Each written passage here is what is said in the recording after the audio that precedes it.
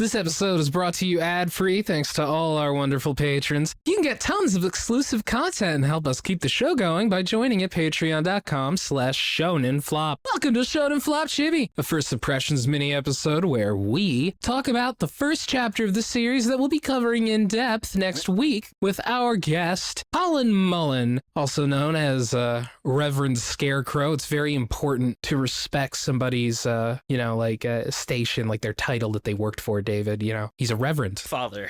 Yeah, father. I call him daddy, but for a different reason. That's just something you guys have worked out. I'm Jordan, and with me today, as usual, is my lovely co-host, David. Say hi, David. Hi, David. I was trying to sing like the first part of Here Comes the Bride, but that just didn't work. Hi, David. Hi, David. Hi, David. It's almost like my musical co-host did a much better job of me trying to incorporate music into my introduction. Wait, what about this? Here comes David. Here comes David. Okay. Oh, actually related, my dad's going to play the violin for like when Rachel walks in at the wedding, so that should be really nice. That's awesome. For those who don't know, David's father is an extremely accomplished violinist. For those who don't know, David's getting married because he keeps calling his fiance his girlfriend. And Rachel is very mad. Don't let Rachel hear it. Oh no.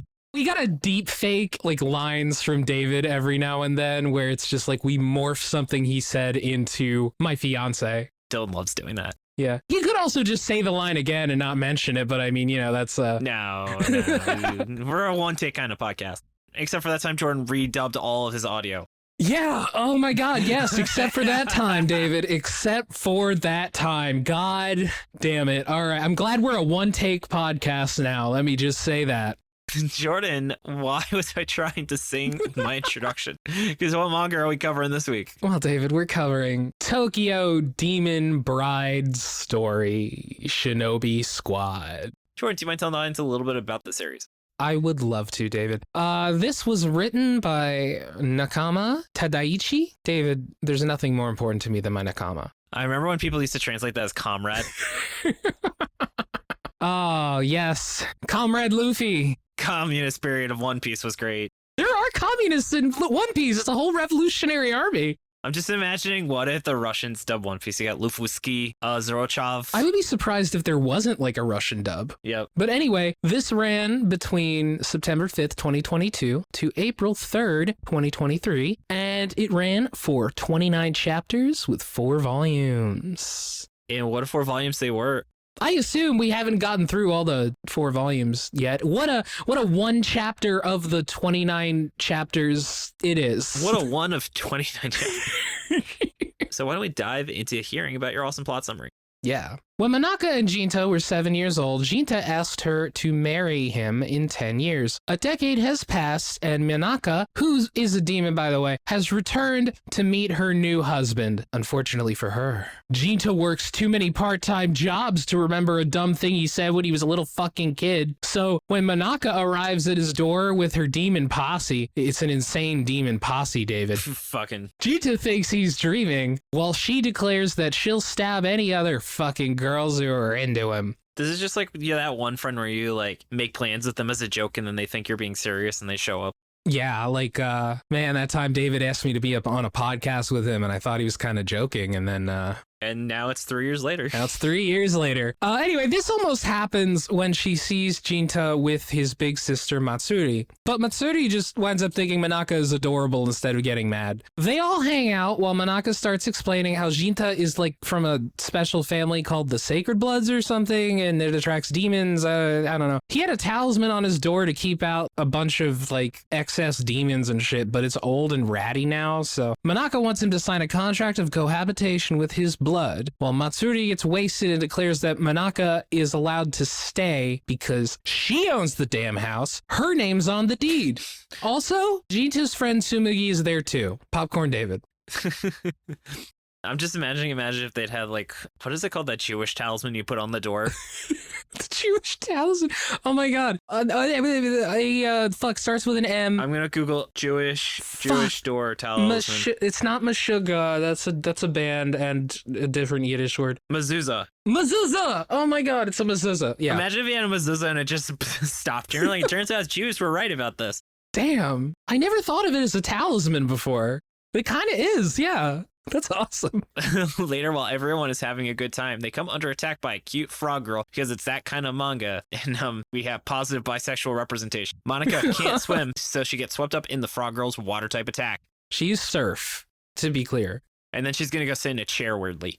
Jinta goes to save her when he remembers that, oh yeah, he did perform CPR on a girl when he was 7. Huh, guess that was her. Weird. Monica then fights Frog Girl using her powers to turn it into a weird tiny fish with legs, begging for death, and also probably going to listen to Junior Junior. I would like to point out that David called her Monica, and I love that. That is the 4Kids name, and there's no way it would be anything else. Yeah, I'm just going to keep going with it. Just go with it. It's good. Jinta makes Monica turn her back, whereupon Monica immediately kicks the frog girl in the butt and sprains her ankle. Later that night, Jinta agrees to let Monica stay with him for a little bit, signing the contract, only to discover it's for a full year rather than just a couple of months like he thought. Though I do want to know what it actually is. He just offered her to stay for a few months, and then he accidentally bled on the contract, which I guess is legally binding.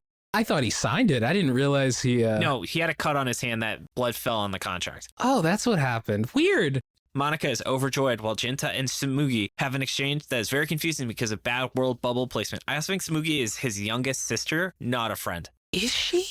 He has 2 sisters. No, that makes sense. There's like one line where it's like, oh, there's another sister. I was kind of wondering why Monica wasn't like, I'm just going to call her that too. Why Monica wasn't angry that like Tsumugi was there. And she is kind of just there. Yeah, she has the same last name as the main character. That's his younger sister. Okay. Well, there you go, everybody. Wasn't some random ass 10-year-old that hangs out with him. Was she 10? I don't know. She's younger sister. Monica looks like she could be fucking 10, but she's not. I mean, she's actually a 900-year-old demon. Oh, yeah. But Jordan, so would you read our 10 chapters of this? No way, dude. Not good. David messaged me saying that this was shitty Witch Watch. He's 100% right. This is just shitty Witch Watch. But yet, this is also better Bone Collection. Oh my god. You're kind of right. It's pretty much if you average the quality of Bone Collection and Witch Watch. Yeah, because, like, here's the thing. Bone Watch. I'm not going to read Bone Watch. Witch Collection. It's called Wing Collection, but Bone Watch is the hentai parody. Anyway, even though it is shitty Witch Watch, it's still kind of Witch Watchy. So it's not the worst thing I've read. We've read so much worse than this first chapter, but I'm really not interested in this at all, where it's going. Yeah, so Jordan, though, what do you think will happen next? I think that the frog girl is also going to be in love with Jinta. I think that being a sacred blood gives Jinta dumb powers that are stupid. And Monica's parental figure will show up and demand that Jinta marry her or something. Popcorn David. I think those are fair. Popcorn me. Corn. We're a mess today. Actually, I think we kind of have similar where I say we're going to meet a bunch of weird-ass demons that are our family. Yeah. The main character is going to have to find a best man, but he won't have any friends. Oh. Just sisters. Yeah, and then the wedding will have a fun 2-page spread, hopefully with dancing and good vibes. All have been worth it. You're also implying a guess right there, which is that there is going to be a wedding. They are going to get married. They will get married at some point in this manga. Yeah. But yeah, and then Jordan, what's your power word? Unwanted. We had similar ones. What's yours? Mine was forced. Yeah. Basically what happened is I saw Forced and Unwanted. Oh man, it's the Star Wars sequels. Boom. Got him. Destroyed. Got him. Take that, J.J. Abrams. God. Full disclosure, I saw David's power word and was like, fuck, I can't think of anything else for this. So I tried to come up with something similar to it. Everything that happens only progresses to move the plot. There is nothing that feels organic about how these characters interact. This series just is not good, man. It's got weird writing, and this is professionally translated, and I still had trouble figuring out what the fuck was going on. Also, something that's nice about Witch Watch is that while they are kind of in a strange domestic situation, what's the witch's name, David? I forget. I forget too. The guy's name is Moy because she can't say his name right. Yeah. So the witch clearly has a huge crush on Moy and she would love to be with him, but she also isn't like, you're gonna marry me. You're gonna be my husband. I'm going to get really angry and attack every girl I see who's coming after you. Whereas in this, Monica is forcing this guy to marry her. Like she is like showing up. She's forcing herself into his life. He doesn't want to get married to her. He doesn't know this girl. And it's just like, it really just doesn't really endear me to her, like at all. Yeah, the fact that she's like, yeah, you signed the contract. I mean, it's by accident, but that's your problem. And like really shows how like bad a character she is. Yeah. Like, whenever characters talk about her positive traits, is always that she's cute. Yeah. Congrats, she's cute. Like, okay. Women are more interesting than just their physical appearance. Are you sure? Yes. I don't know. I read this Right, manga. Rachel? I'm not sure. Yeah, Rachel says yes. Okay, cool. Shall we get into the Q&A? Let's fucking do it. Thank you everyone who submitted their questions. You can do so in the Shonen Flop Discord, which you can find a link to in the show notes or on our site, shonenflop.com. We try to prioritize patrons, people who haven't had a question answered in a long time, or people who have asked a question for the first time. Take from the top, we have from Xylon. What are your top tier potato chip flavors? The thing about me with potato chip flavors is that I typically care more about like the texture and like the Jordan's using the same talker. It's like it's more about the personality. basically what I'm saying is I like things like plain like kettle cooked like lattice chips. I also really like russet potato chips and stuff. I really like kettle cooked chips. Rachel loves those kind of chips. What about you, David? What's your favorite potato chip flavors? Oh man, so in France, I got rotisserie chicken flavored Pringles. Oh my god. And they are real fucking good. Really? Nice. I think they're vegan too. Really? Well, no, that makes sense. I mean, it's not like they actually put chicken in there. It's just chicken flavored. Exactly. Next up, we have from Dude Rocks. Which one do you prefer, Gogeta or Vegito? Gogeta. Here's the reason. First of all, the name. Gogeta works way better as a combination than Vegito, all right? Because it's supposed to be like a combination of Vegeta and Kakaroto, which does not work in English at all. Yeah, it makes no sense in English. So Gogeta, just like right there, I get it. It's Goku and Vegeta. His name should be Vegirot, and they were like, that's a stupid name. Yeah, it would be a stupid name, but it would make more sense. But also what I like about Gogeta is that he gets Super Saiyan 4, and he special for Gogeta. No other Super Saiyan 4 gets this. They flip the color scheme. I don't know why Gogeta gets it, but he gets it so that like he has bright red hair and like black fur. Also, GT is trash, but I think Super Saiyan 4 was kind of cool looking, honestly. Yeah, it was. And Super Saiyan Blue, Gogeta is pretty dope too. Yeah, but the blue one where it's just like, it's another hair color, man. Come on, you guys were getting bold. Yeah. Fine. What is it? Super Saiyan God? Super Saiyan? Yes, or Super Saiyan Blue. Oh, it's just called Super that Saiyan now. Blue is actually a valid name for that form. Good. What about Super Saiyan Rose? Are you joking or not? Because Super Saiyan Rose is a thing. That's why I said it, David. I watched the Goku Black series. Just making sure. Even though that arc made no sense. That arc made no sense, but I liked it more than the first arc of Super. Anyway, we're getting sidetracked here. Yeah, anyway, from Meru, we have you removed your helmet and lost your way of the Mandalore? No. Legally, my counsel has said I cannot answer this question, so no. From Trafalgar Wolfwood, is Batman the persona of Bruce Wayne? If it's not, it's my persona. It is Batman's persona. Bruce Wayne is Batman's persona. That's the thing. You know what was a great comic was Batman Year 100? Yeah, that was a good. I was like, wait a minute. I did read that. That was a good comic. Yeah. I really liked the weird, creepy art style that comic had. It looked so cool. Batman's just kicking ass as a fucking 100-year-old man. He's wearing like a sweatsuit. Yeah. The Batsuit now looks like sweatpants and sweatshirt and like boxing shorts. It's great. And he has to have like all these things that help him move and shit. Yeah. No, it's good. It's only 4 issues. Maybe I'll reread it. Yeah. And then finally, we have from Darth Pikachu, which currently running manga series do you think will end up on Shonen Flop and why? Well, I was going to say Itagaki is under control, but then I looked and I was right. It's already canceled, baby. Cancel, baby. I was right. Like, that first chapter came out, I was like, that shit's getting canceled. This sucks. And I was right. Can't run a long time with art that looks like that. U19. But also, Fabricate 100.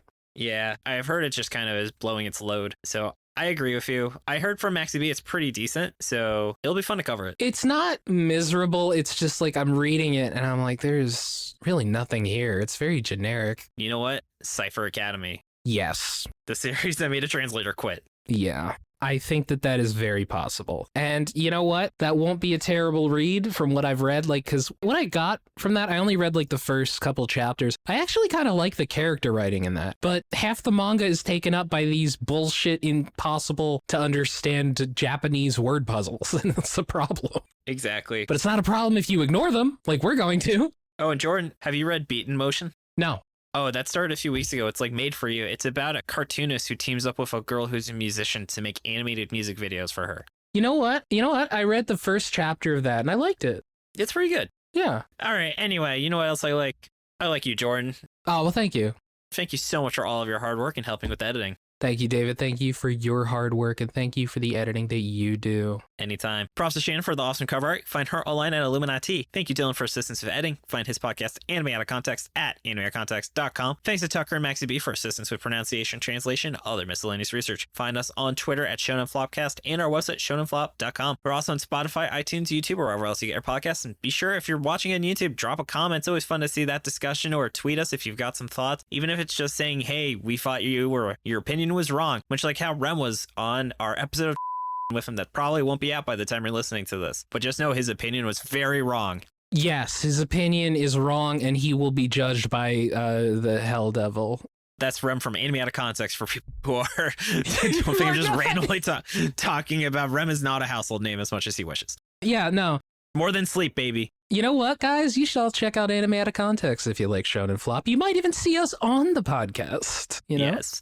Also, come join the Shonen Flop Discord. As we talked about, it's where you can submit your questions, and it's open to everyone, patron or not. Come hang out with us and talk about anime, games, or whatever else is on your mind. We even have a monthly movie night. And if you've been enjoying the podcast and want to help us keep going, consider subscribing to our Patreon. Wouldn't be able to keep the show running without their support. Get a ton of awesome perks, including exclusive episodes. Jordan, what are we dropping this month? Oh, we're dropping the next section of our conversation about Magu-chan, God of Destruction. Hell yeah, we are joined by Great Big Sword, our guest on our infamous Build King episode, one of our absolute favorites. Oh, hell yeah. Had to make sure we have him back. And along with that, you could get exclusive background content like our warm-up audio, uncut episodes, see my show notes, and you could even be getting tons of other things like our first thoughts on new manga series that come out, or our full thoughts on A Gravity Boys, a series that was too long and too horny and too long for us to cover in a main episode. Yes. Find that at patreon.com/shonenflop. Speaking of flop, A Gravity Boys had a lot of penis jokes in it. Oh, that's a very good point. Yes, thank you, David. All right, starting with our Chainsaw Man patrons, we have Dude Man Bro Guy and How Much Did You Pay for the Skin Suit that covers up your devil horns and reptile skin. Moving on down to my favorite tier, the Ravioli tier, where you get pictures of my dog Ravioli every week. We have Chris, Eva, Israfont, Josh Robinson, Karate Chopsticks, Rachel, my wonderful fiance, Scarlett Myrmidon, and Trevor Schechner. Moving on down to the King of the Forest tier, we have 090Z, Albie, Shala Florine, Gabe Lando, Jacob Andrew Galloway, Kevin Briggs, Kuriman, Marty, Max Baker, T,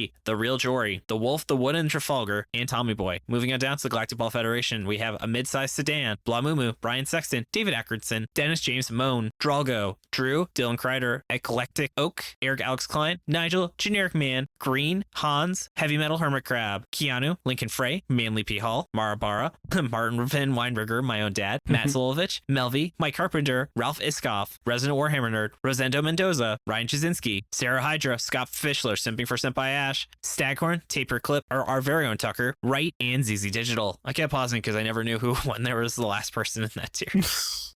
Oh, goodness. And then, Jordan, is there anything you want to add? I don't think you have anything to add, but just in case. Well, David, I'm glad you asked because I just remembered I have another podcast called Mission Ignition. Check it out. It's about vampires, potentially featuring Gary Oldman. Nobody knows for sure. And also, check out my Instagram, Jordan Forbes Art. Yeah. Give me money. Do it. And then thank you so much for listening. Tune in next Monday for our full episode on Tokyo Demon Bride story featuring Colin, also known as Reverend Scarecrow. Absolutely. This has been Jordan. This has been David. And you've been listening to Shonen Flop. David, say it. Keep on flopping floppers. Bye. Bye.